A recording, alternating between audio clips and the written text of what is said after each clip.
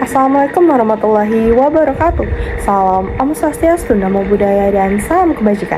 Tabi pun, perkenalkan, nama saya Nadia Maulinda dengan NPM 2412011220, mata kuliah pengantar filsafat hukum dengan dosen pengampu Ibu Siti Nurhasana SHMH. Nah, di video kali ini saya akan membahas terkait mengapa pada zaman Nabi Adam alaihissalam diperbolehkan menikah sedara dengan Hawa, sedangkan pada zaman sekarang tidak diperbolehkan, serta kaitkan dengan hukum alam dan filsafat hukum. Nah, pada zaman Nabi Adam alaihissalam, pernikahan sedara dengan Hawa yang diciptakan dari tulang rusuknya dan praktik antar anak-anaknya seperti syid menikah dengan saudara perempuan non-kembar merupakan kebijakan ilahi sementara untuk menjaga kelestarian umat manusia. Saat itu, populasi dunia masih sangat terbatas dan belum ada syarat larangan permanen. Sehingga Allah Subhanahu wa taala secara khusus mengizinkan sebagai darurat syariat pertama sebagaimana diatur dalam beberapa tafsir ulama. Di sisi lain, praktik ini menghindari keharaman mutlak dari rahim yang sama dengan menikahkan anak laki-laki dari kelahiran satu dengan anak perempuan dari kelahiran lain, serta menciptakan hikmah adaptif hukum Islam terhadap konteks awal penciptaan.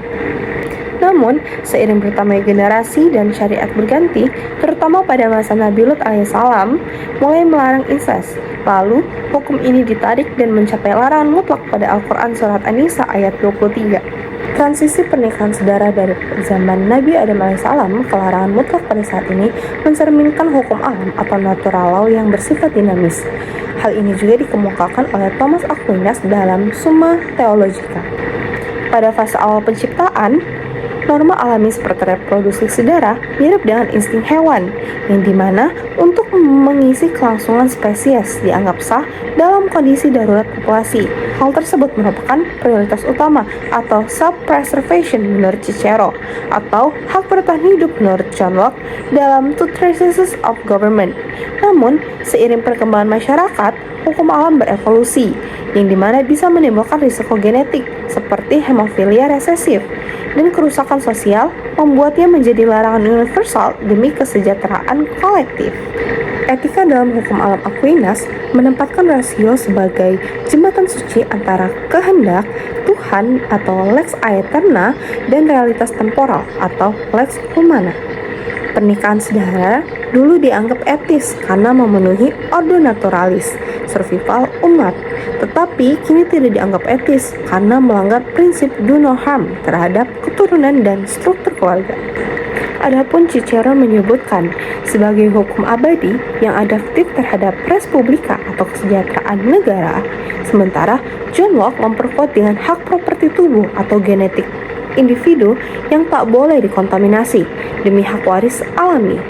Adapun etika ini diperkaya oleh pernyataan Gustav Radbruch atau menyatakan terkait hukum tak etis jika ekstrim, tidak adil, atau tidak rasional.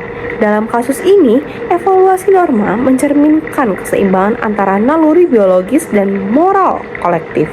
Didukung juga bukti empiris seperti studi WHO tentang dampak insest pada kesehatan mental dan fisik generasi berikutnya. Dari perspektif filsafat hukum positivisme, Hans Kelsen dalam Pure Theory of Law pada tahun 1934 menjelaskan fenomena ini melalui konsep Grundnorm atau norma dasar hipotesis yang dinamis, yaitu terkait syariat Nabi Adam alaihissalam berbasis maslahah mursalah atau populasi sebagai norma pokok survival atau mirip dengan not stand darurat.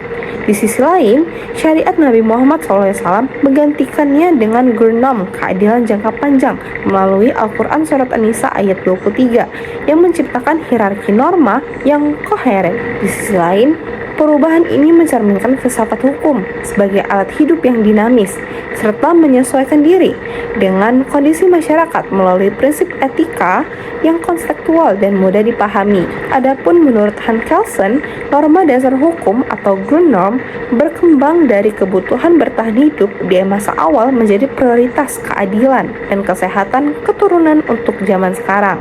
Di sisi lain, filsafat utilitarian John Stuart Mill menjelaskan bahwa tindakan dulu bermanfaat untuk kelangsungan hidup, tetapi kini justru menimbulkan penderitaan seperti cacat genetik. Indonesia Pancasila menyatukan prinsip ini melalui Undang-Undang Perkawinan Pasal 8 dan Undang-Undang Dasar 1945 Pasal 28H. Hal ini menunjukkan bahwa hukum dan etika tidak kaku, melainkan berevolusi mengikuti wahyu, alam, dan akal sehat demi kehidupan yang lebih baik bagi semuanya. Mungkin sekian materi yang dapat saya sampaikan. Mohon maaf bila ada salah kata dan kepada Allah saya mohon ampun. Saya akhiri. Wassalamualaikum warahmatullahi wabarakatuh.